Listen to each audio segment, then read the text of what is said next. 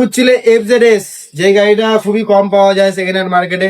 হ্যাঁ, FZ-S আমাদের কাছে প্রচুর কোয়ান্টিটি এভেলেবল হয়ে যাবে এখন। আমি দেখিয়ে দিচ্ছি, এখানে একটা, দুটো, তিনটে, ওদিকে আরো আছে আমাদের গাড়ি। ঠিক আছে, FZ-S এর প্রচুর কোয়ান্টিটি হয়ে যাবে। যারা FZ-S খুঁজছিলে তারা তাড়াতাড়ি আমাদের শোরুমে চলে আসো।